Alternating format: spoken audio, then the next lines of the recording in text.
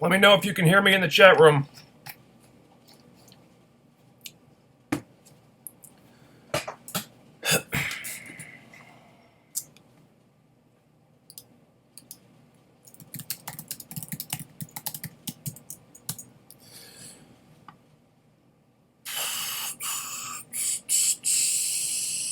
Okay, cool. Alright. Time to talk about wrestling. Because it's Saturday. We're several days removed from wrestling, so that means it's time to talk about it, because we can't do it on Thursday night, because that would just be insanity. Okay. Alright, so Impact Wrestling from January, February, March, April 27th. 2017.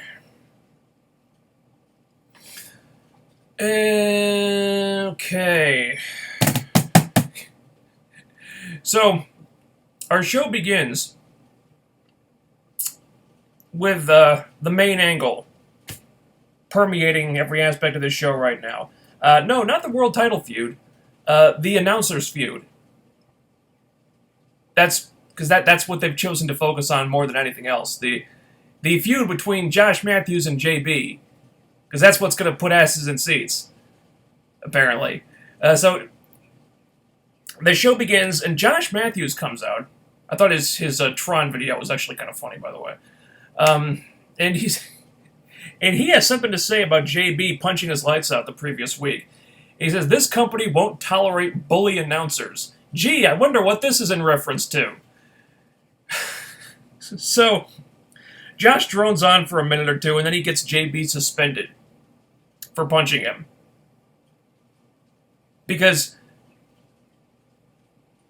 the new regime, in their infinite wisdom, think that the main angle going into Slammiversary needs to be something where they poke fun at the announcers in WWE.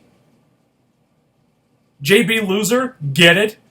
Now, look, I'm all for throwing rocks at the WWE. By all means, do that whenever you want, whenever they deserve it. But why is this the biggest angle on the show?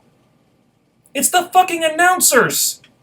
Does anyone really care to see this? Ironically, you're poking fun at the WWE by doing an angle that the WWE would do. They did shit exactly like this back when during the Michael Cole heel character, which I actually liked. Oddly enough. But, look, Josh is doing a good job, and he's getting a lot of heel heat with this character, but it's the fucking announcers. Why are we spending so much time on this? I don't know. But, anyway, JB is taken away, because he's suspended. And then we get on with the show proper, beginning with an X Division match between Trevor Lee and Matt Sydal. Don't call him Evan Bourne anymore. He was Evan Bourne in another universe. Get it? So yeah, Matt Sydal. Matt Sydal, who comes in with no hype. No hype videos, no promo packages, no introduction of any kind, save for, I think, a graphic on the Twitter account. That was all they did for him. Which is kind of baffling to me, because this is a former WWE guy that you're bringing in, and thanks to you doing absolutely nothing to hype his debut, he just kind of gets lost in this sea of new talent that are all debuting around the same time. For Christ's sake, Christina Von Eerie, who would show up later in the show, Christina Von Eerie, the GFW talent, mind you, got more hype than the WWE talent. Think about that for a minute.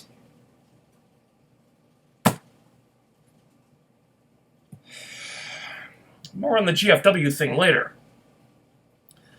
But yeah, it's a good match. You had Sydal kind of outsmarting Shane Helms when he tries to interfere, and the distraction backfires, and he gets the better of Trevor Lee, and he beats Trevor Lee, the former X Division champion, in under 5 minutes. And if you're wondering what happened to Trevor Lee's feud with Andrew Everett, well, so am I. Because Andrew Everett never came out. He never factored into the match at all. I don't think he was ever mentioned during the match, which really sucks, because that feud was over. And Andrew Everett was getting over. And now I don't even know if it's a thing anymore. Because we just had to ditch it in favor of jobbing out Trevor Lee to Matt Sydal in less than 5 minutes. I like Matt Sydal. I have no objections to him being there. But at some point, maybe you stop with the non-stop debuts of new talent and maybe just focus on getting some of these people over, instead of just shoving them to the side so you can debut the next new talent. Just saying. So after this, we have EC3 coming out for a promo segment, and he's got a new attitude about him. He gets on the mic and he has a message for the new regime. Says he looked in the mirror, he found the real EC3, and the real EC3 is a demigod. I think he actually said demigod specifically. And he has a message for the roster. He'll eviscerate any new talent looking to take his spot. And then he has a message for the fans. They can all kiss his ass. Especially the ones who said, we want the old EC3, the evil EC3. They can all kiss his ass. And then he says he's going to become the world champion, I think Slammiversary, by Slammiversary or something. And he mentions James Storm and how Storm harkens back to the past. The old regime, the old TNA. And James Storm is an overrated piece of crap. And it's pretty clear very quickly that EC3 has gotten his mojo back. This is the real EC3, the super entertaining EC3. Not saying he wasn't good as a babyface. He was over as a babyface. But this is the EC3 that's taken no prisoners. He's just trashing everybody. He trashes the stupid "Make Impact Great" slogan. It was awesome. Great promo. So then James Storm comes out, and he blah blah blahs a little bit, and he says he can beat EC3's ass anytime he wants, and he challenges EC3 to fight him right now. And then EC3 pulls a WWE here, where he says, "Oh, you want to fight EC3? Hey, you fans, you want James Storm to fight EC3? You want to see that fight? All you wrestling fans, you want to see that fight happen right here, right now, in this ring tonight?" Well, it's not going to happen. Yeah, because the WWE audiences fall for that shit every single time. So why not use it, right? Whatever. So he starts to leave, and then Storm calls him an EC bitch, which is not a very clever play on the name, because it doesn't rhyme or anything. It's just, whatever. They can't all be winners, I guess. So that gets under EC3's skin, and they fight for a little bit, and EC3 uses the PA as a human shield, and then he kicks Storm in the balls. That's the real EC3. This is going to be great. I'm so glad the heel EC3 is back, and maybe pair up him and Rockstar Spud again. Why the hell not? Those guys were awesome together. So he hits the 1%er on Storm, and he says that he goes back to the original catchphrase when he first debuted. "I'm a Carter. This company needs me." Man, if ever there was a time when that catchphrase would get him epic heel heat, now's the time to bring it back. Now is the time. Great promo segment here, man. If they're going to make this a feud, I'm all for it, because the promos we're going to get between these two guys, this is going to be fucking great.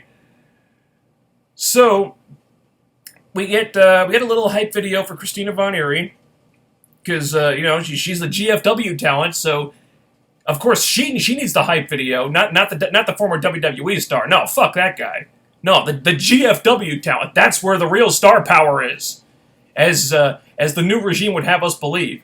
So Christina Von Eerie, she gets a hype video, and she's the GFW Women's Champion. Oh my God!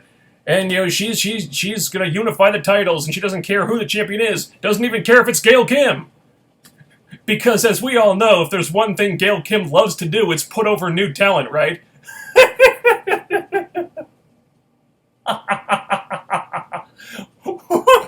Why would you even have her say that?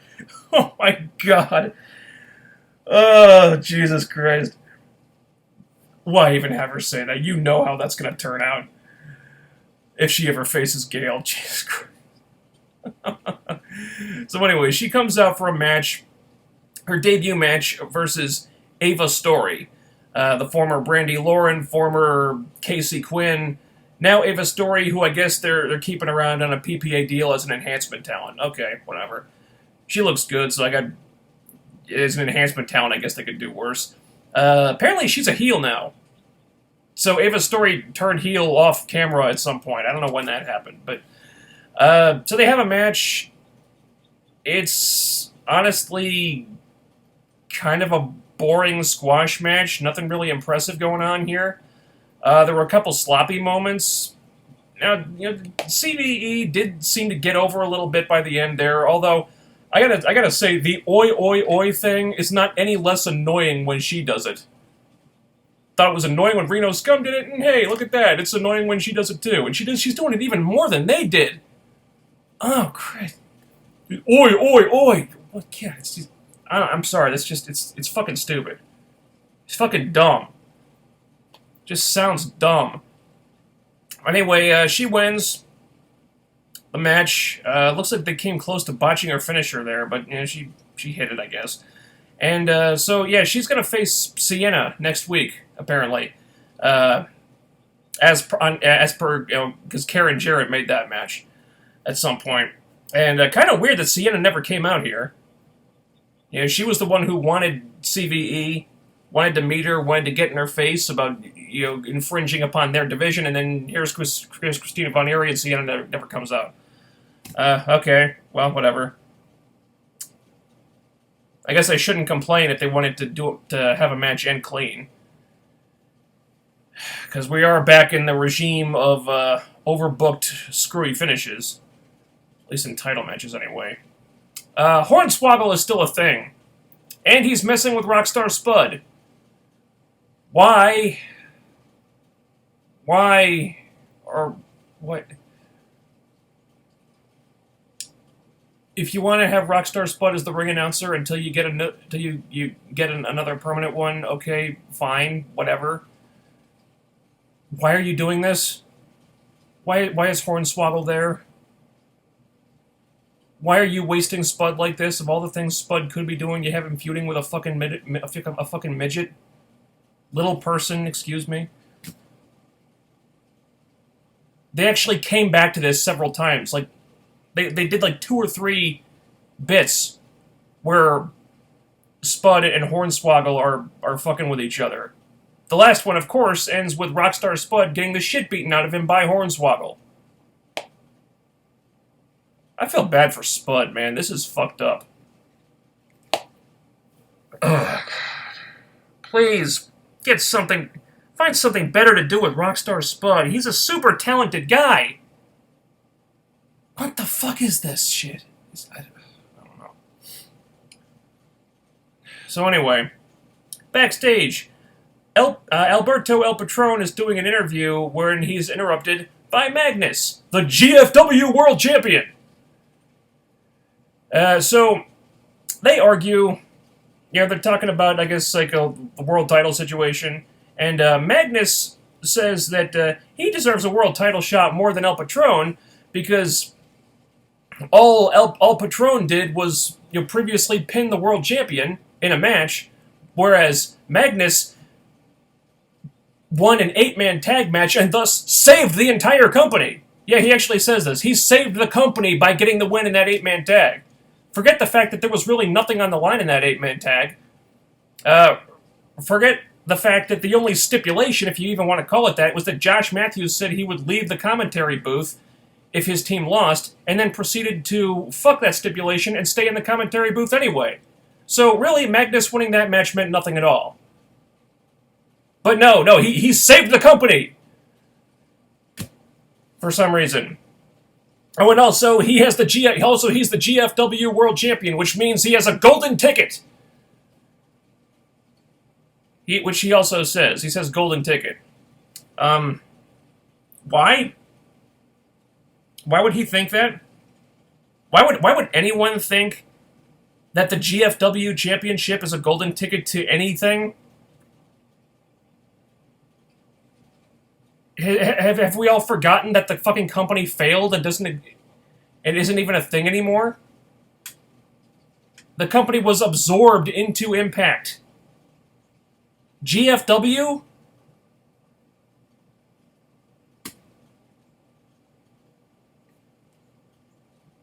Who cares? Golden ticket my asshole. So then Karen Jarrett shows up, because God knows we gotta make sure Karen Jarrett gets her screen time, and she makes a match between these two for next week. Where hopefully this GFW nonsense will be put out of its misery, but I'm not optimistic about that. So anyway, we move on to a Grand Championship match with Moose facing Davey Richards, because when you're hyping up a feud for Moose with Chris Masters, you hype that up by having him fight Davey Richards. Because Davey Richards is just a warm-up for Chris Masters.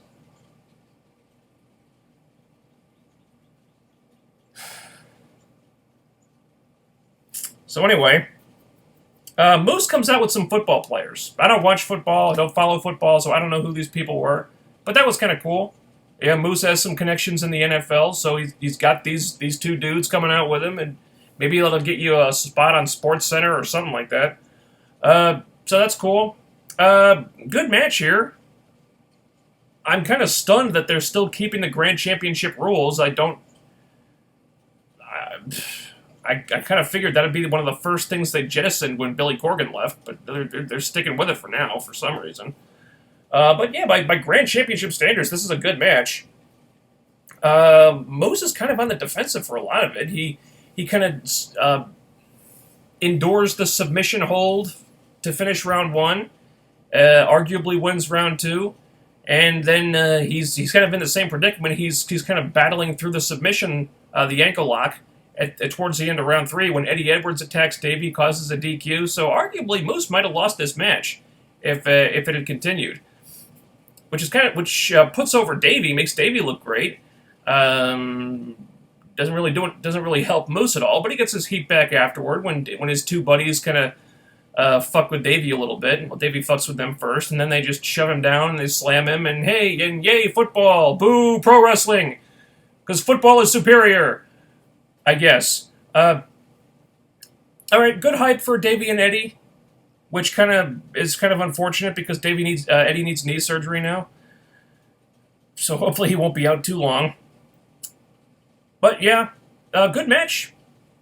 Nothing really wrong with the segment here. The only problem is the match that Moose had with Davey is bound to be better than anything he produces with Chris Masters by a wide margin.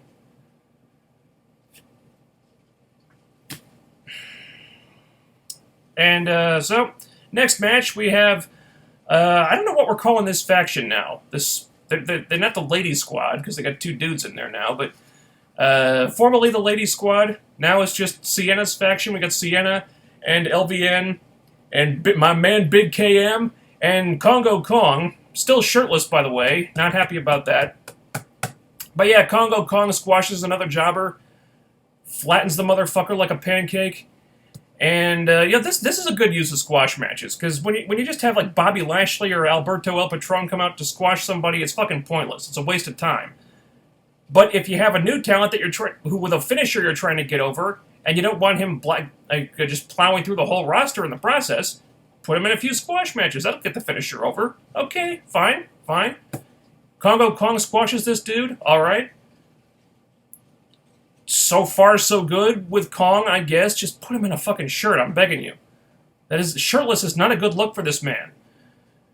And then we have the debut of the Veterans of War, which is Anthony, don't call me Crimson Mayweather, and something Wilcox. Don't know if I got his first name. But yeah, I guess Gunner got an offer from WWE, which he's taking, so he's out.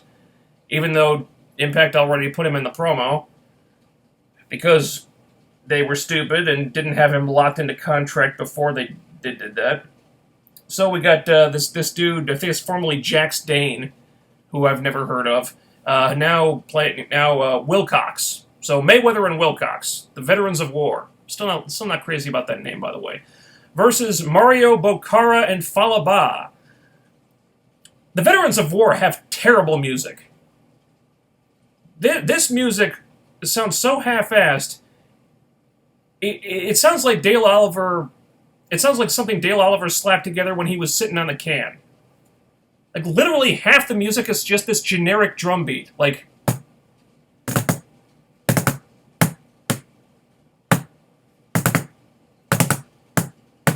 that's like half a song right there. So, yeah, they need better music. I'm not sure this was a great matchup for them. You got two big jacked up dudes wrestling a big jacked up dude and a big fat dude. Not that Bokara and Falaba are bad, but it's just... I kind of feel like this would have been a better matchup if the Veterans of War had been facing some faster guys. Maybe. But anyway. Yeah, it's another pretty much a glorified squash here. You got the Veterans of War pretty much no-selling everything Bokara and Ba throw at them. Intentionally. Not because, like, not due to bad selling or anything. I think the match was booked with that in mind. They're just no-selling everything. You know, because they're veterans of war. And therefore must be glorified. Because yeah, so it's not the most exciting match ever. I don't think it was booked to be. Really just putting the Veterans of War over as like big badasses. And they got a couple interesting they got an interesting finishing move there. Couple nice things they did. So cool. All right. I was always a big Crimson fan. Nice to see him back. I don't know about Wilcox. We'll see. Need to see more of him. And so then afterwards, Mayweather... Fuck. He's Crimson. He's Crimson. So after Crimson cuts a promo, telling the audience about themselves, and... Yeah, this guy, Wilcox, 1 tour in Afghanistan, 1 tour in Iraq. Me, 2 tours in Iraq. We joined the military not because we wanted to, but because it's who we are, and blah, blah, blah. And, if this is all sounding a little bit familiar, it's because TNA have kind of done this, Impact have kind of done this type of thing before with a couple people. And it's not a bad promo, but it is a little bit on the generic side. And actually, Mayweather, Crimson, he cut 3 promos. One for a YouTube video, pre-match, well, the one here, and the post-match one also in a YouTube video. So there's 3 promos. They were all more or less the same promo. Still kind of saying the same things. Again, not bad, just a little on the generic side. And now they did get over. I'm not saying they didn't get over. They got the USA chants going, so they got a good reaction here. But I'm sorry, I can't shake the feeling that these guys should have been heels from the get-go. Okay, yeah, they got a good reaction, they got over, but the whole thing, this whole Veterans of War, we're in the military, so cheer us gimmick, it just kind of feels like cheap pandering to me. And they're not even subtle about it. Cheer for these heroes because they were in the military! It's just like the Chris Melendez thing, except these dudes have both their legs. I'm not saying it won't work, I'm just saying it's very transparently manipulative. And I don't care for stuff like that. But consider what you could do with this if you flipped the script and made them bad guys instead. Right? Think about the political landscape right now, okay? There's all this talk about tensions between the USA and North Korea, problems with Canada over trade disputes or whatnot because the Trump administration is just screwing the pooch in all sorts of ways, whatever. A lot of people are talking about that. A lot of people are nervous about that. Oh my God, in North Korea, they're testing like air-to-air missiles, which I saw on like MSNBC like yesterday. They had a failed missile test. Oh my God, thank God it failed, because tensions are rising and whatever. People are nervous about this. Use that. Use it to your advantage. Or imagine if Crimson and Wilcox come out in their military gear to this patriotic theme music, and they give a big salute, but instead of saluting the flag or the fans, or something like that, they salute a big picture of Donald Trump. And then they get on the mic, and they say something like, just say the word, Mr. President, and we'll go to war with North Korea for you! Like, instead of patriots who we're just supposed to fall in love with because of their service, they're jingoistic, xenophobic Trump supporters who are just looking for any excuse they can get to start World War III. Tell me that in the socio-political landscape we're living in, that a gimmick like that wouldn't make them the most despised heels on the roster. And Crimson was always better as a heel in his last run anyway. I'm just saying. Something to think about. So, backstage, we have a person who has really gotten shafted since the new regime took over, Eli Drake. And thankfully, he's saying everything that I've been saying. Everything that fucking Raven Effect has been saying, everything Brother Underscore has been saying, everything the whole HeelCast has been saying. Where the fuck is Eli Drake? Why isn't Eli Drake getting pushed? Why isn't he getting screen time? Stuff like that. And he's saying, look, this new regime has got it in for me. Why am I getting no TV time while people are just walking in off the fucking streets and getting title shots? And you know what? That's a good fucking point. This is one of the brightest stars on the roster, and he's getting fucking ignored. Why? So Chris Masters can feud for the fucking Grand Championship? What the fuck? Eli Drake should be in that fucking spot. Who the shit gives a fuck about Chris fucking Masters? So they don't really follow up on this, but he says he's going to get to the bottom of this because he's pissed off about being ignored and he's going to do something about it. So maybe this is going somewhere. I sure as fuck hope it is. So we'll see. To be continued. I'm glad this happened. But let's see some results first. Let's see Eli Drake get some fucking screen time. Let's see the fact of life come back, goddammit. I missed the dummy button. And our main event of the evening is street fight for the tag team championships between the defending champions LAX and the former champions the Decay. And, well, the news already broke that Crazy Steve is bound for NXT, so you kind of knew how this match was going to turn out. But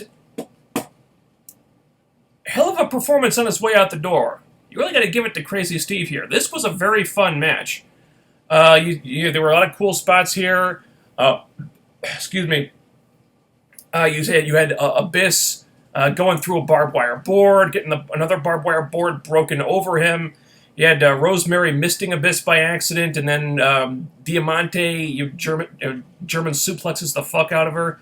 Another example of why Rosemary should have had a title match against Diamante instead of ODB, because they've had a number of interactions by now, and Diamante's gotten the better of her every single time, so there's something brewing there. There's a feud you can make out of that. I don't know why they're not doing it. But yeah, they did that. The women did their thing there.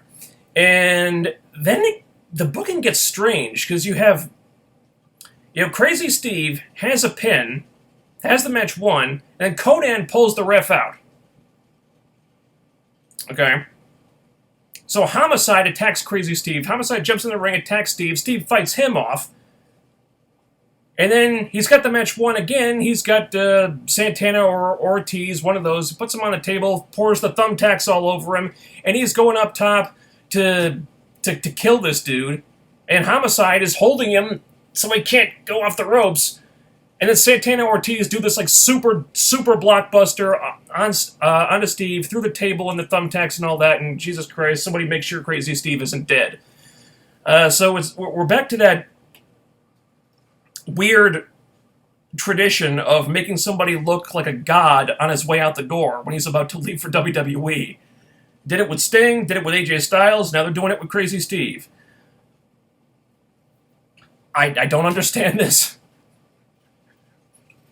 But I'm going to let it fly in this case, because it's kind of, Well, one, because it didn't take LAX. LAX didn't need help from half the roster to beat Crazy Steve, and it's kind of LAX's wheelhouse to do this type of stuff anyway. And plus, I'm such a big Decay mark. I liked seeing them get actually get treated with some respect. That it took LAX doing all this underhanded stuff to beat them, because Decay have been getting shafted since the new regime took over. Now we know why. But I like seeing them being booked as someone who's hard to beat, someone who is a team that is deserving of respect, at least in this last match. This is how they should have been booked the whole time, and I lament what the feud that could have been.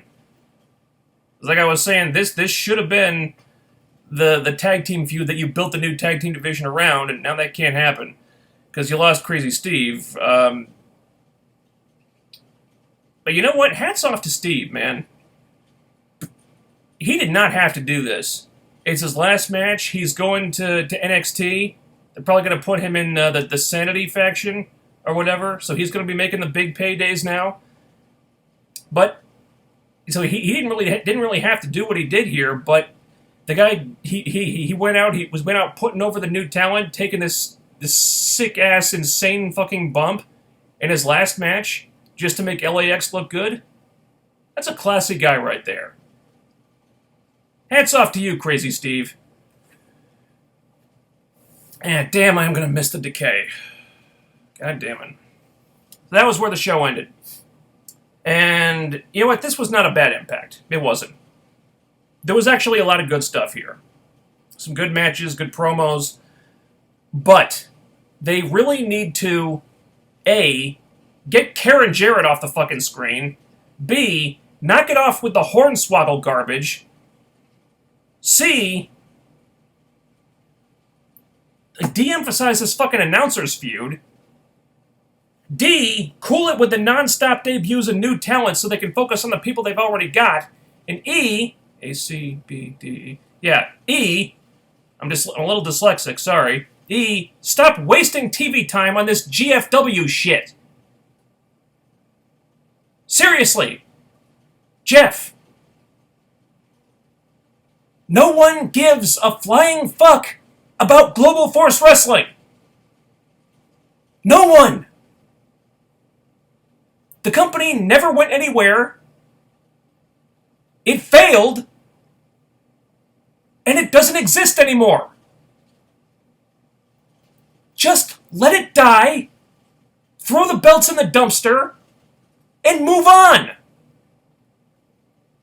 I know you have an emotional attachment to GFW because that was your vanity project, but guess what, Jeff? You've got your original vanity project back now. And this one actually has a fucking TV deal. Focus on that one instead.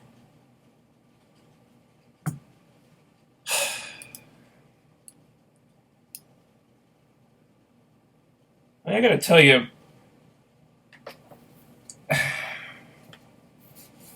leather chairs are not much fun in hot weather. Once again, I'm sweating right through this thing. Gotta get the air conditioner running, I guess. Okay.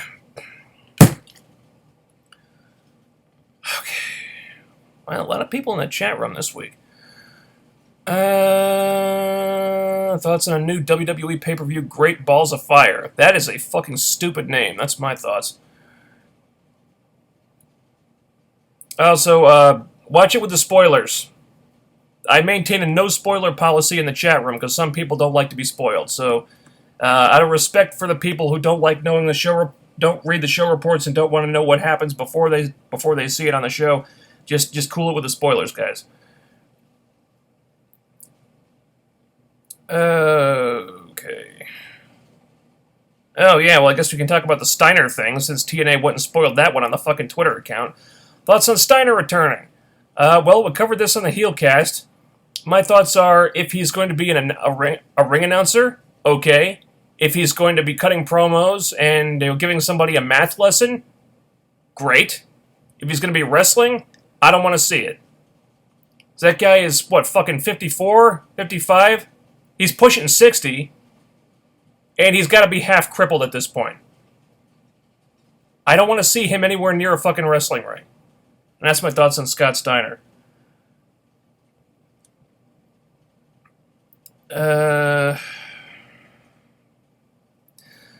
Fine with Christina being there because she is good, a good talent, but Magnus, Morgan, and Masters, they don't add anything to Impact. Now, dude, I think you're wrong about Magnus. I think that guy's got star potential, especially in the UK. He was their gateway star in the UK. People love him over there. He can make the money with the UK audience. I totally agree on Masters. Matt Morgan, jury's out on him. I think Morgan can do better. Can go further than he did last time, but it's really up to him and up to management.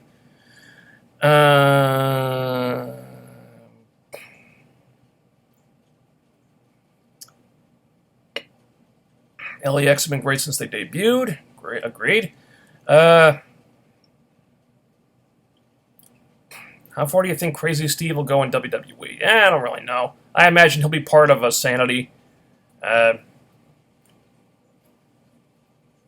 don't think he'll be able to capitalize on the mic skills that he's got because his promos will be completely scripted now. So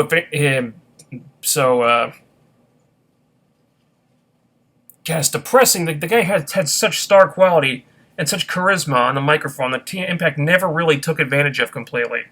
And he might get to talk in NXT, WWE, but he won't get to be him. Not really.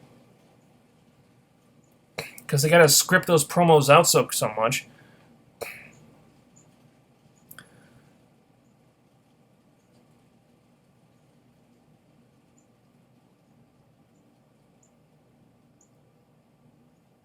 Did they really need a Swoggle segment? No, they didn't.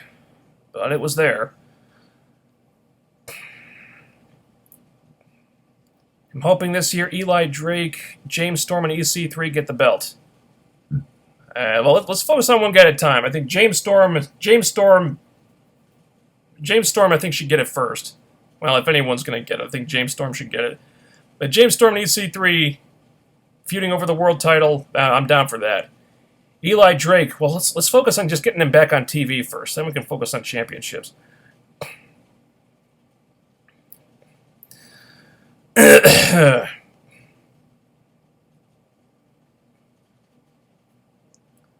Let's see. I don't see a point in unifying the Impact and GFW championships when instead they can just get new designs for the Impact titles, and please don't make new designs of titles that look the same. Yeah, exactly. Why even bother unifying the titles with the GFW titles? No one gives a shit about the GFW titles. It's fucking pointless. Just ditch the titles and never mention them again. No one cares.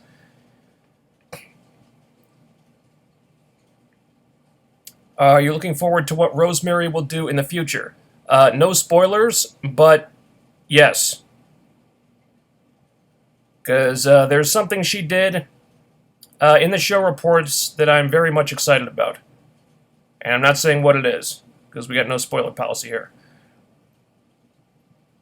If Cody Rhodes does sign with ROH full-time, will it mean that TNA backs off pushing Brandy? I'd like to think so, but probably not. Because her last name is still technically Rhodes, and that's probably all the justification they would want or need to push her. And they'll probably still be entertaining the possibility of Cody coming back someday, even if he signs with ROH. Because they can still say, oh, she's a Rhodes, she has the last name Rhodes, even though she only married into the family. But would they back off pushing Brandy? Probably not.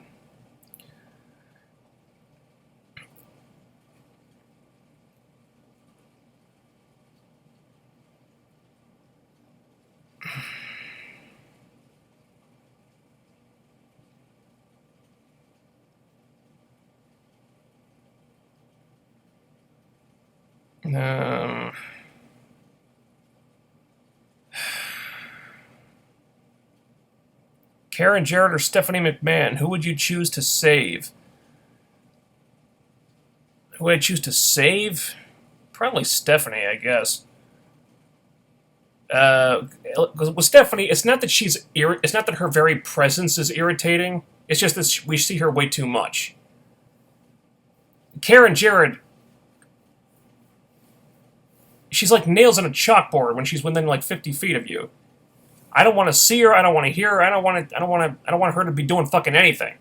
And with Stephanie, I mean, she's all right in small doses. And she's only annoying when she's emasculating everyone on the fucking roster and being seen too much. But I mean, if she's just there a little bit, she's fine.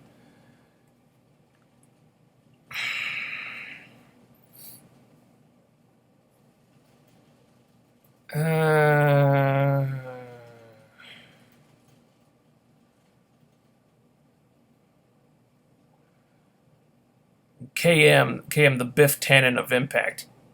Yeah, what the fuck was that about? They have this weird pre-tape with KM is at a restaurant, and he starts fucking with the waiter for some reason, and then he says like the thing from Back to the Future 2, like make like a tree and get the hell out of here or something. They're making him sound like Biff. What? It was the most random fucking thing. So I don't know what that was about, but it was so inexplicable it kind of made me laugh.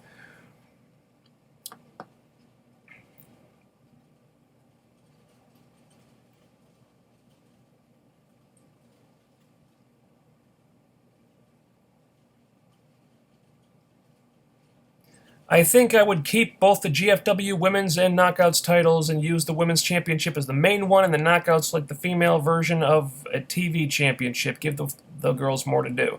So you would undermine the Knockouts championship in favor of the GFW championship, which means nothing. No. No, they don't need any more championships. I mean, they have a tough time featuring the ones they already got. They don't need any more. It would be the knockout tag titles all over again. No. The fucking the GFW titles are fucking worthless. Just get rid of them. CVE looks somewhat attractive after ditching the fucking mohawk. Her hair is blonde and not black. Yeah, she does look a lot better. That mohawk looked fucking stupid. And so she ditched that, and she actually looks kind of attractive now, which is nice.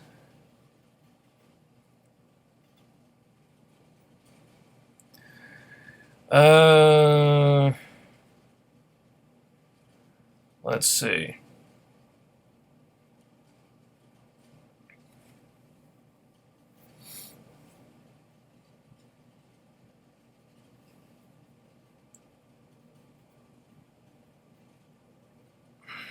Why are they giving Kong and Swoggle so much TV time? Well, Kong is a new talent.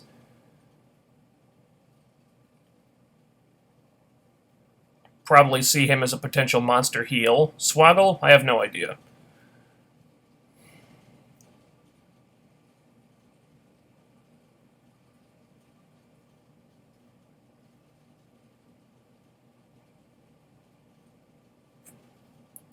Great promo from EC3, but Storm's response was kind of weak and generic. Only because EC3's promo was so biting, and he did make some good points, especially with the Make Impact Great slogan being really stupid. So Storm didn't have as strong of a leg to stand on. Plus the EC bitch line was just kind of lame. But overall, great segment overall,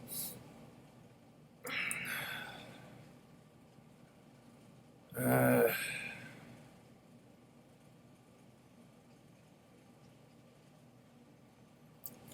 Davey Richards leaving this year would suck because he's hitting his stride right now. Yeah, he's doing really well. You know, it's not like he hasn't backed off plans to retire before. I kind of think he's serious this time because he's a family man now. He's going to medical school, so it kind of feels like he's kind of moving on. But we'll see. Really hope they get to finish the feud with Eddie. So hopefully he's not going to be out with the injury for that long. I have no problem with Kongo Kong getting screen time. He's impressive, but Swoggle, I don't see any reason why he's there. There is no midget division, so that's why he's there, except for comic relief. Yeah, pretty much. No comment necessary. I heard Eddie Edwards' injury isn't too serious. Oh, good.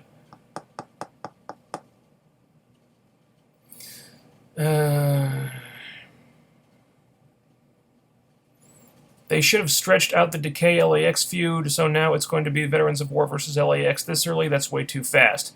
Well, they couldn't stretch out Decay LAX anymore because Decay isn't really a thing now, with Crazy Steve gone.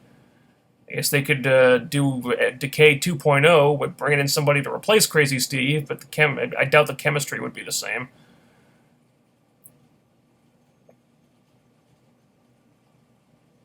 Seeing Kong without a shirt makes my eyes bleed.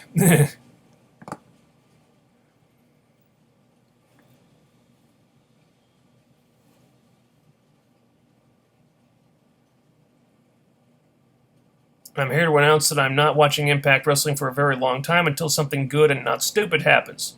Well, there's actually a lot of good and not stupid stuff happening. It's just that there are a few stupid things happening in addition to the good stuff. So I think you're kind of selling them short a little bit. I think Impact needs to work more on creating better music for some talents. I noticed recently a lot of talents are getting rehashed theme songs from past talents on the roster. Well, yeah, they've needed to replace Dale Oliver for years. The guy makes mostly very generic theme songs. There are some good ones in there. Like Decay. I think he collaborated with somebody on the Decay's theme, but Decay's theme is great. I guess now it's just Rosemary's theme song. So I love that one. But, for every good theme song that Dale Oliver comes up with, he writes like 5 bad ones that are just generic and forgettable, excuse me. So yeah, that guy needs help. And if you're not gonna just get a new songwriter, just get some collaborators for him so he can get some help in there. Why did Crimson change his name? Most fans already know who he is, so what was the point in the name change? I don't know, I guess they're just going by their last name because it's a military thing. I thought Crimson was an awesome name. It was more marketable than Mayweather. But they're committing to the Veterans of War gimmick. He wasn't like Sergeant Crimson in the military. So I get why they're doing it. I preferred the name Crimson, honestly.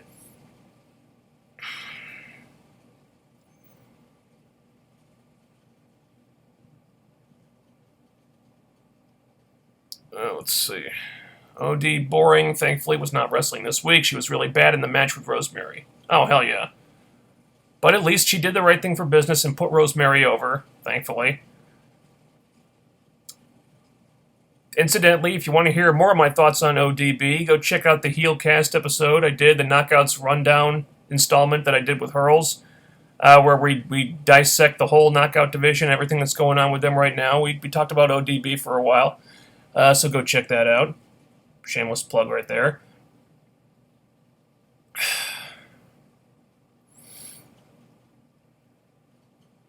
I hate that Vince McMahon is going to turn Crazy Steve into some guy that is so generic. Vince wants 2 superstar shake-ups twice a year, and he's already fucking up the broken gimmick. Well, they haven't really started the broken gimmick yet. But yeah. We should all kind of expect Crazy Steve to be more generic when he shows up in NXT.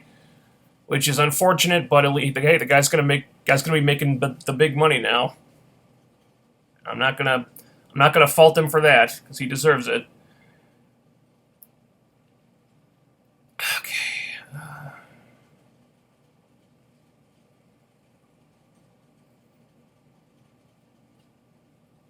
All right.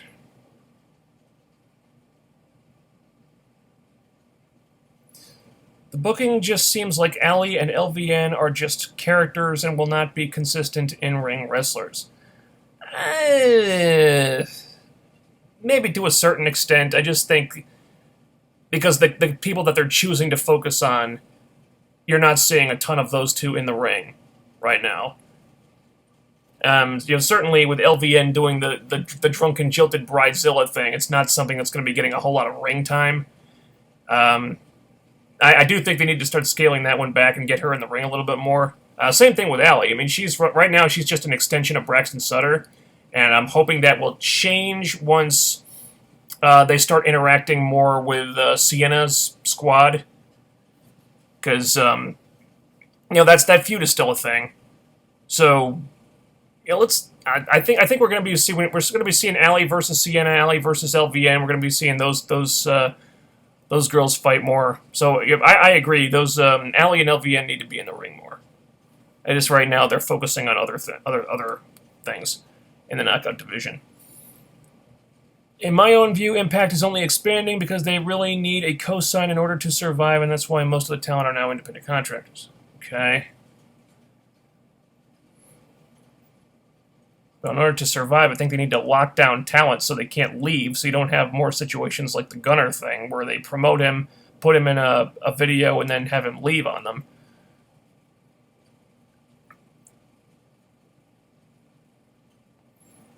And members of Decay to go to WWE, Rosemary would be the likely candidate more than Steve.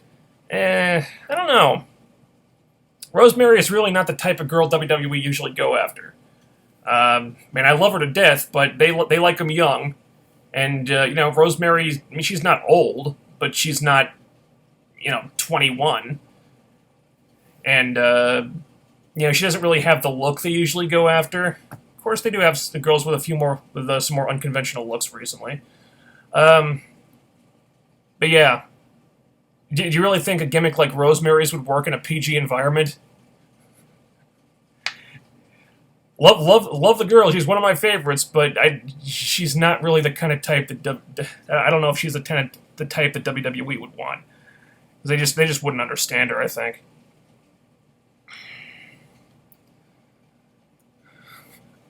How about letting Eli Drake appear in the ring as opposed to Big Bad Mama, and Hornswoggle? Yeah, exactly. Let's get the Fact of Life too, goddammit.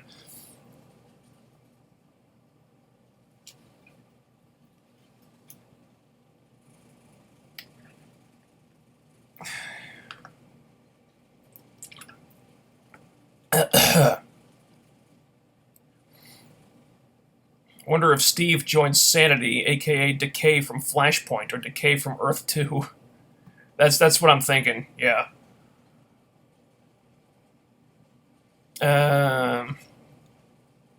Forgot to mention this during the comic book show. I think the recent episode of The Flash was filmed early so Grant could grow out his hair, unless that was a wig or something. I gotta think it was a wig. Oh, if we're talking about The Flash again, I thought of another reason why that episode sucked. When Future Barry tells Barry that they got that speed trap gizmo made by this woman, Tracy Brand, but she didn't finish it until 4 years after Iris died, but they still used it, and it still worked, which means they have it now.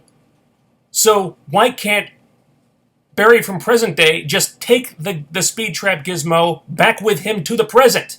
Then he would have it in time.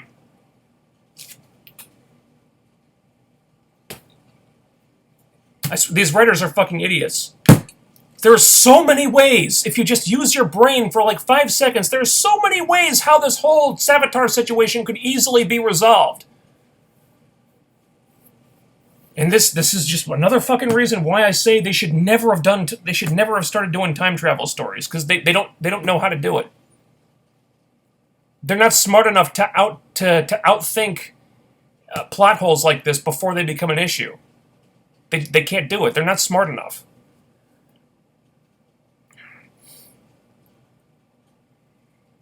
Okay.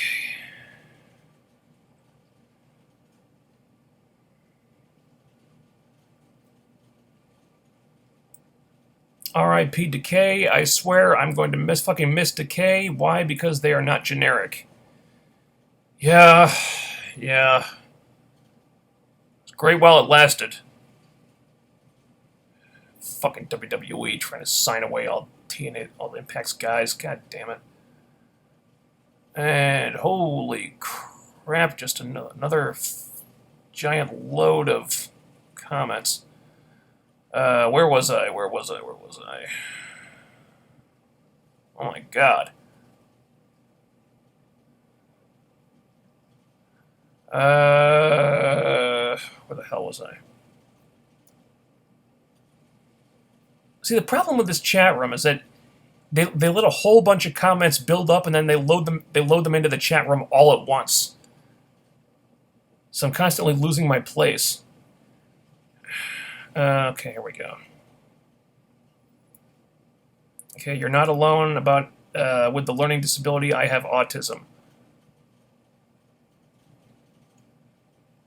Okay, well, I'm sorry to hear that. I myself have ADD and partial dyslexia. Also, I've taken this online quiz a couple of times, and according to the results of the quiz, there's about a 50-50 chance that I have Asperger's syndrome as well. So that's not good. So, didn't always have the easiest time in school. Managed to get decent grades regardless, but yeah.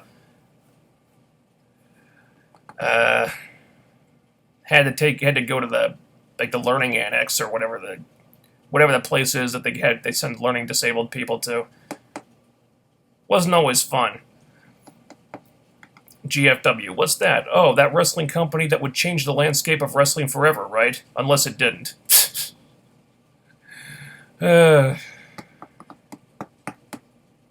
You guys excited for the GFW tag tournament? Oh, God. Yeah, because the GFW tag team champions went to WWE without dropping the titles. So the GFW tag team champions are vacant. So they're gonna have a tournament to crown new GFW tag team champions between all Impact Wrestling tag teams instead of just getting rid of the fucking belts. Oh, Jesus Christ. Jeff Jarrett, pull your head out of your ass. Nobody cares. You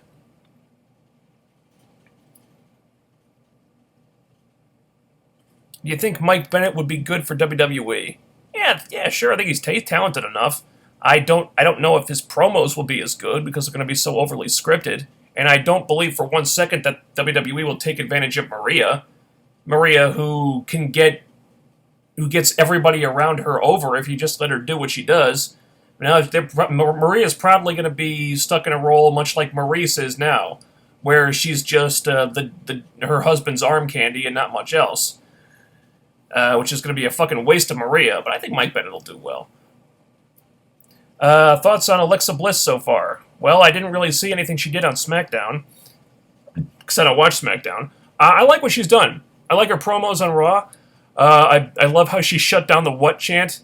I love how she pointed out how kind of nauseating it is, like that faux friendship between Bayley and Sasha that is so completely fucking forced, and how lame Bayley is when she comes out every week and always says, "Oh, this is like a dream come true for me being in the WWE and to be the WWE Women's Champion," and just shutting all that shit down.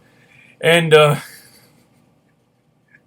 I think they kind of want Alexa Bliss to be like kind of a troll by pointing that stuff out, but really she comes off as cool for doing so because she's not wrong about any of it. So I really like her promos so far. She's very good on the mic, and right now she's probably the only girl on the entire Raw roster that doesn't need acting lessons. So I really like what she's done. Okay.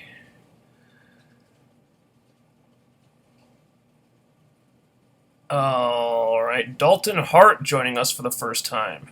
All right, welcome, sir. I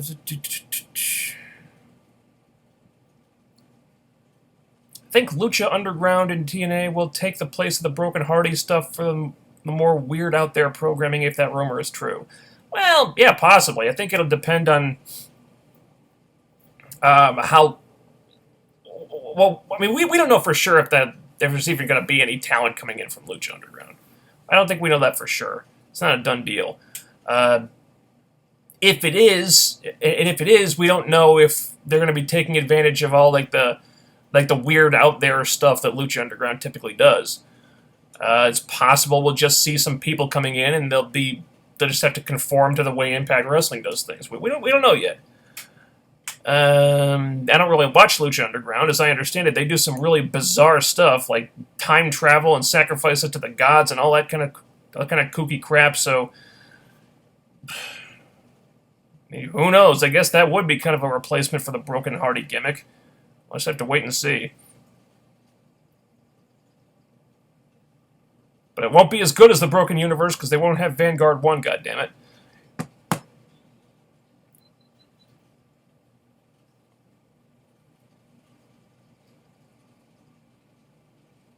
Okay.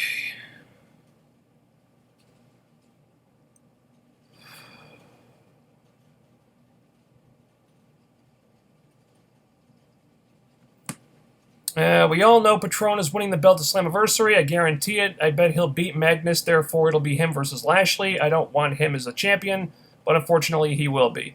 Yeah, probably, but it's not a done deal yet. I mean, a while back, during Bobby Roode's world title reign, I thought for sure it was going to be Roode versus James Storm for the world title at Bound for Glory, but it wasn't. Because Austin Aries started his meteoric rise, and he ended up winning the belt before Bound for Glory. So, it is probable that you'll see El Patron winning the title at Slammiversary, but you never know. You don't know for sure until it's for sure. I'd kind of like to see the return of the King of the Mountain match.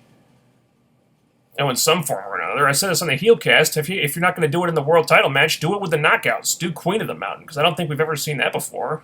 Oh, we might have seen it one time, but I think that'd be pretty cool.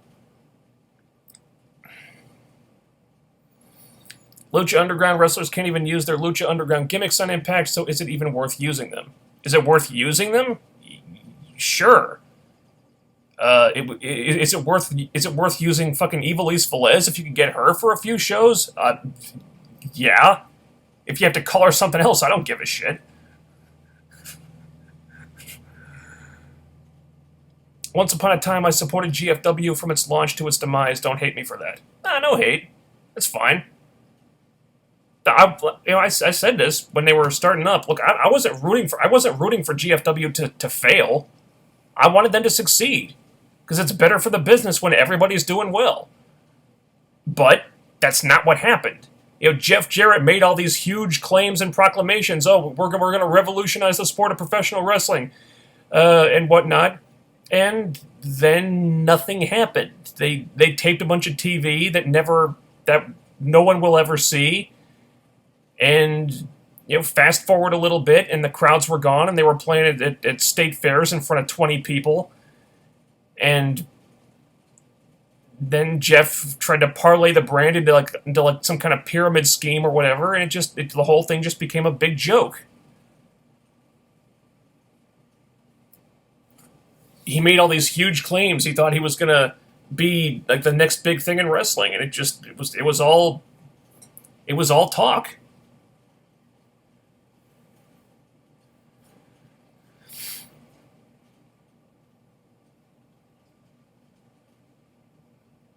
Most fans in the crowd have no idea what GFW is. It's a garbage freaking wrestling that needs TNA. That's what it is. Well, you're not wrong.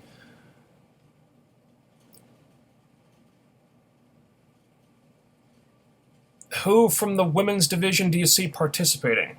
Participating in what? From Lucha? Yeah, I'm really not familiar with Lucha Underground. I don't really know the roster. I think Ivelisse is still in there. I know Sexy Star is in there. She might be injured right now. Is Cheerleader Melissa still in there? I think so. I heard Candice LeRae was there. I don't know if that's still a thing. So any of those four women, that'd be cool. I'd really have to check because I'm not very familiar with them at all.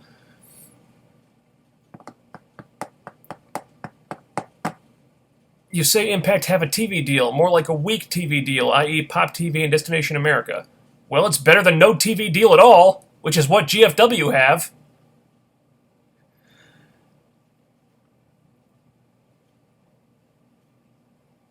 Okay.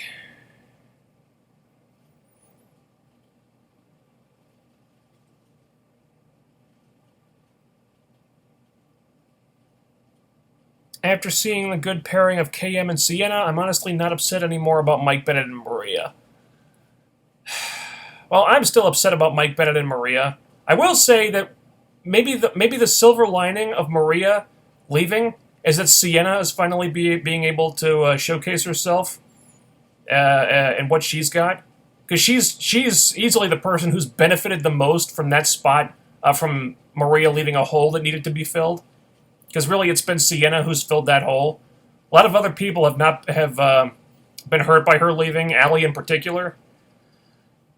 But Sienna's really benefited, and I like Sienna, so that's nice.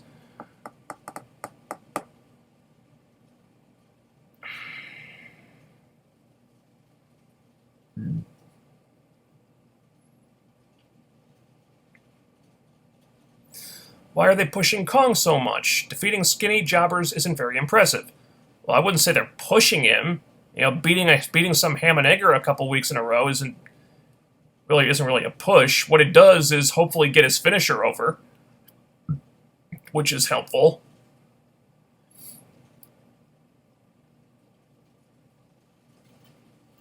Okay.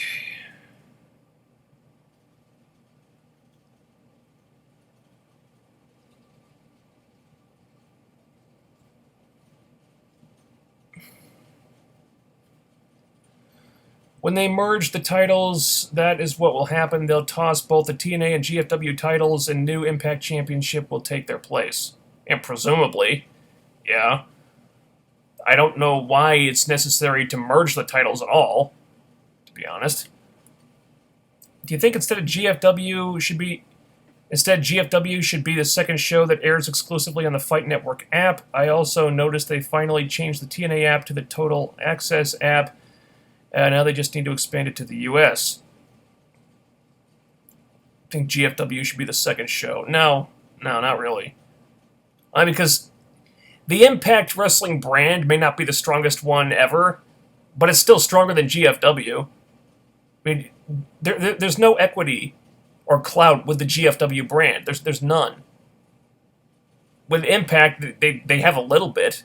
At least people know what it is. GFW, it's like, no, it's just, who cares? If you're going to have a second show that airs on the Fight Network app, put the Impact name on it. Okay.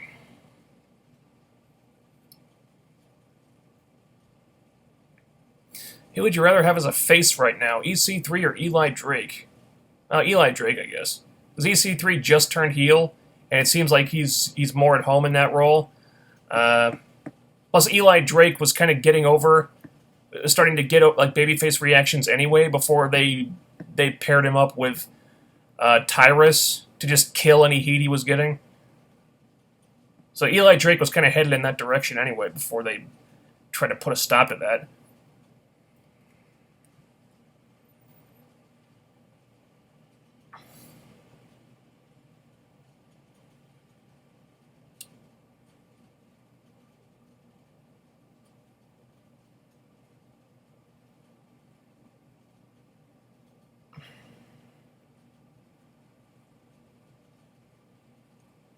I think having EC3 as a tweener is a good idea because the crowd still cheered even when he told them to kiss his ass. Yeah. I don't have him be like a stereotypical heel. Be like a heel who hates both faces and heels alike. You know, he's against anyone who's not him. That would work. Let's see. I heard WWE trying to screw with Impact's plans in India and World of Sports deal by trying to steal talent and buying out arenas in the UK and India so Impact can't use them.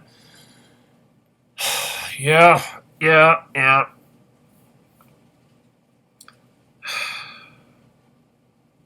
It's so fucking shady and despicable of WWE. Trying to sabotage other companies, prevent them from succeeding when they need competition to make them better. The industry needs competition, because in the WWE, they're fucking dead serious about wanting that monopoly now. I'm telling you, it doesn't benefit anyone in the business. WWE having a monopoly on the business does not benefit anybody. It doesn't even benefit WWE, but they don't see it that way. They just want to put everybody else out of business, stop them all from succeeding, so they're the only game in town. It's fucking despicable. Why don't you post the ratings before the videos anymore?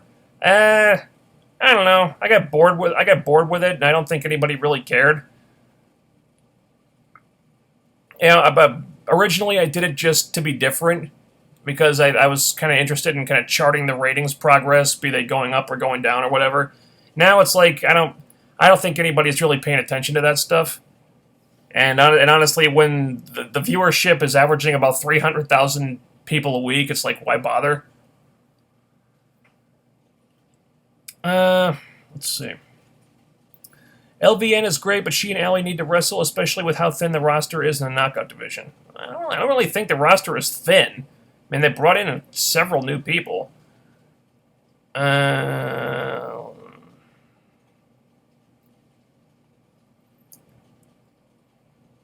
And a whole fuck ton of new comments just showed up.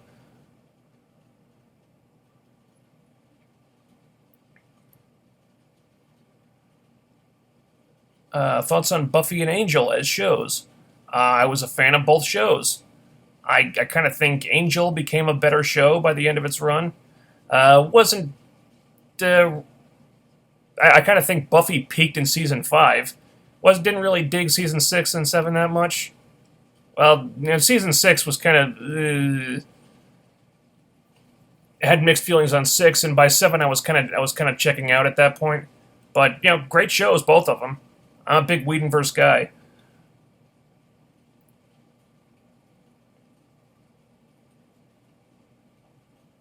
Did you hear World of Sport's debut show on January 1st earlier this year had over 2 million viewer ratings in the UK, beating WWE's UK ratings that average 150,000 a week, and Vince is apparently very pissed about that.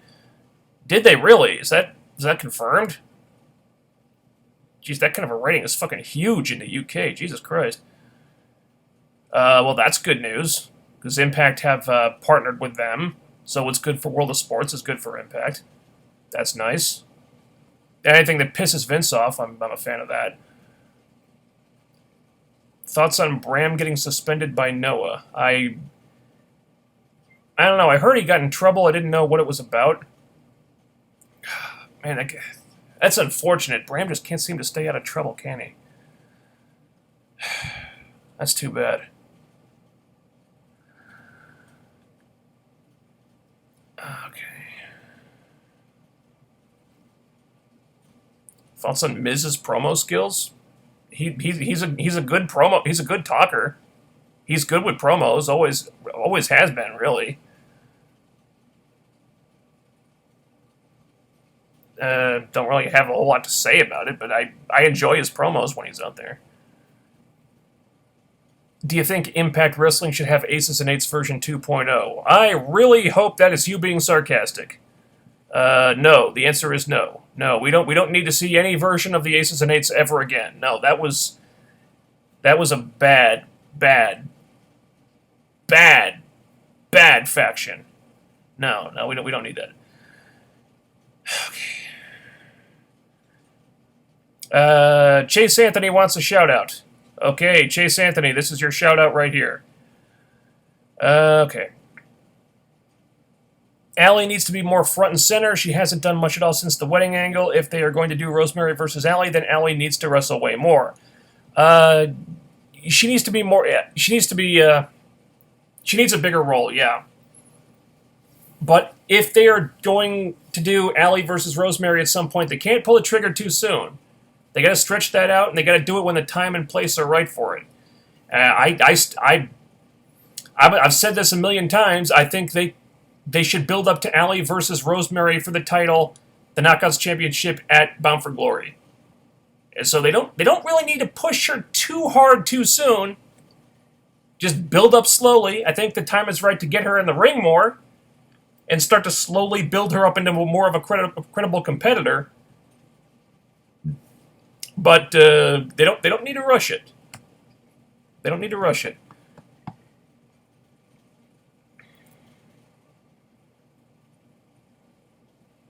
Okay.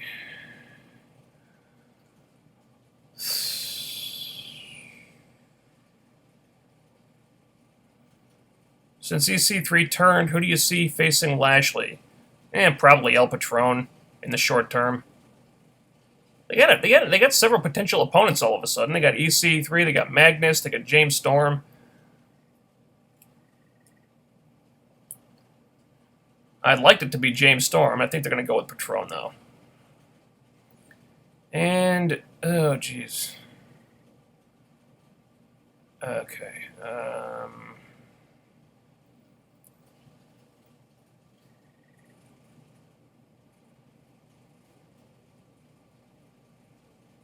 James Storm should win the title, then have a storyline with Eli Drake, and Storm should put over Eli Drake as the new champion because Eli Drake should be the new Steve Austin.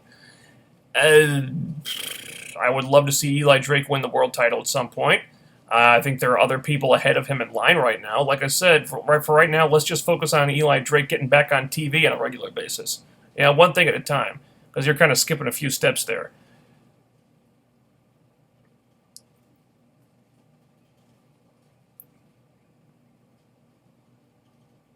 Bram got in trouble for posting a pic online of him sitting in an ice cream freezer. That's it? He got suspended for that? Is sitting in an ice cream freezer taboo in Japan? I've never been to Japan. I don't know. Is that not a thing you can do over there? Is that like against the law or something? Doesn't seem like the kind of thing that would get you suspended if I'm running the company. Figure, hey, as long as you didn't fart into the ice cream, Bram, you're fine. Who knows?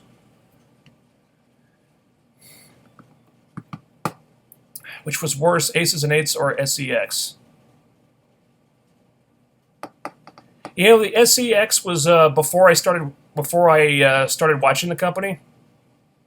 But so I never really had any exposure to them. But I'm going to say Aces and Eights because they had Garrett Bischoff and the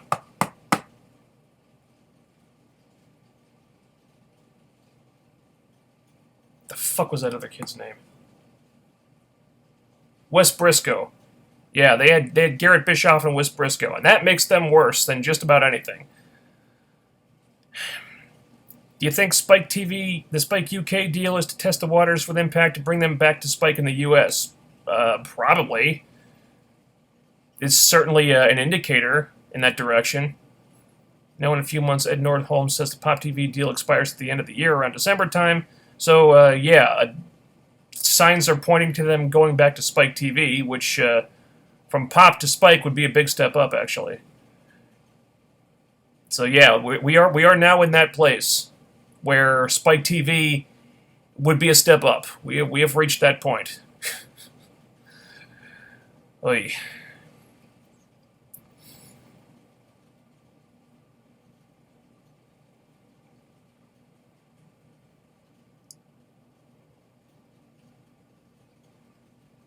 Magnus doesn't deserve to be in the TNA title contention. He just isn't that good in the ring or on the mic. Very generic. He is vanilla with mayonnaise on top. Dude, I think you're fucking wrong about Magnus. A lot of people sell that guy short. You want to see how good Magnus can be? Watch the Slammiversary match with him and James Storm. I forget which year it was exactly. But yeah, they watched the This Is England promo that he cut on the in the UK tour. Again, I forget which year, but he was with Samoa Joe.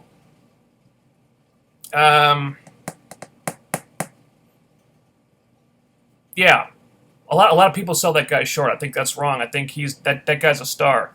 I'm sorry. Is he the best wrestler ever in the world? No, but he doesn't. Not everybody has to be. He's got star quality. Okay. Disco Inferno is the leader of SEX, though. Is that a bad thing? Disco Inferno Disco was awesome. Sometimes in kind of a so bad it's funny type of way, but that guy was entertaining as hell. I'm sorry.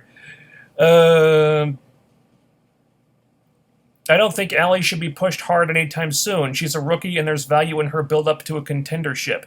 As a rookie, she also shouldn't be beating Sienna. Well, she's actually not a rookie. The character she plays is a rookie, but she herself is actually a veteran pro wrestler at this point. They have kind of reached the limit of what they can do with her being, the wide-eyed, naive, put-upon newbie. And they've developed her character enough where she can kind of take care of herself in the ring. So the next logical step is to have her get in the ring with people like Sienna and LVN. And I'm not saying she has to win every time, because that's the beauty of the Allie character, is that she's the underdog, so she doesn't have to go over to get over. But the next step is her kind of taking that role where she's allowed to be more competitive now. If anything, they should move her out of the rookie role and move Brandy Rhodes into it, because Brandy Rhodes is actually a rookie who is terrible as a wrestler. Let's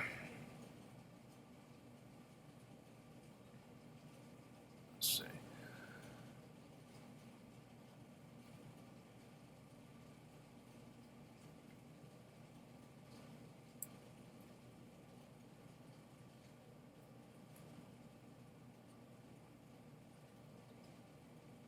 Kayfabe rookie. I do think the rise should start as a wrestler, but it shouldn't be too much too soon. Oh, I agree. It shouldn't be too much too soon, but it really hasn't been. Her most significant win that she's had as a wrestler on the show was a complete fluke.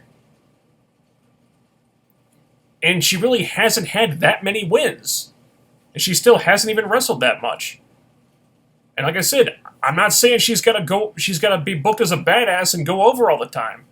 I just think she's at a point now where she can wrestle more and be a little bit more competitive than she's been, and she doesn't have to necessarily win by fluke every time she gets a win under her belt. I'm just saying.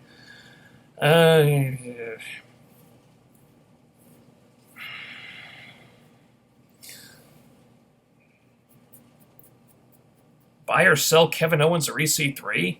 Can I buy both of them? I don't know, buy EC3, sell Kevin Owens if I gotta sell somebody. I prefer EC3, though Kevin Owens is great too. Thoughts on Sami Zayn? Great wrestler. Not a great, never been that interesting of a character. And last one before we wrap things up here. Can you name the active knockouts on the current roster? Because it seems like there are only a few active wrestlers in the knockout division. Can I name them all off the top of my head?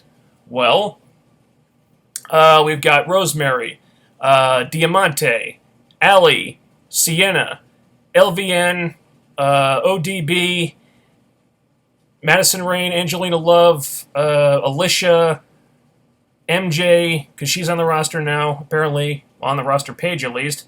Did I forget anybody? Brooke, well, she's kind of in limbo. We're not really sure if she's on the roster or what. She's a question mark. And Gail Kim is not currently under contract. I think that's everybody. Yeah, and it's Christina Von Eerie as well now, too. And...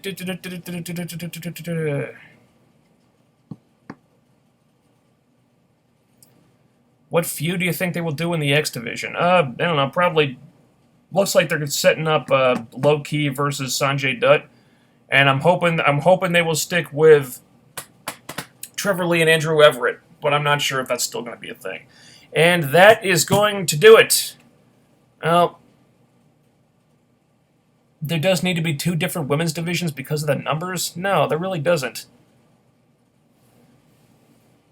The numbers just mean they have a full women's roster again for the first time in years. And that's going to be it.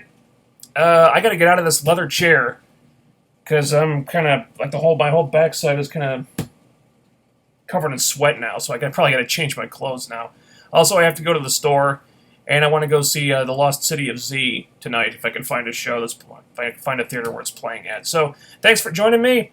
We had a bunch of people in the chat room tonight, so that was really cool. So I will talk to you guys on Thursday for the next episodes of S.H.I.E.L.D. and The Flash and Arrow, and I will be back hopefully on Saturday if I don't have to work, for the next episode of Impact. And if I do have to work and push it to a different day, then there's always a notice on my Twitter account. So follow me at TheRealFK9 for updates, and I will talk to you guys in a few days. Peace out.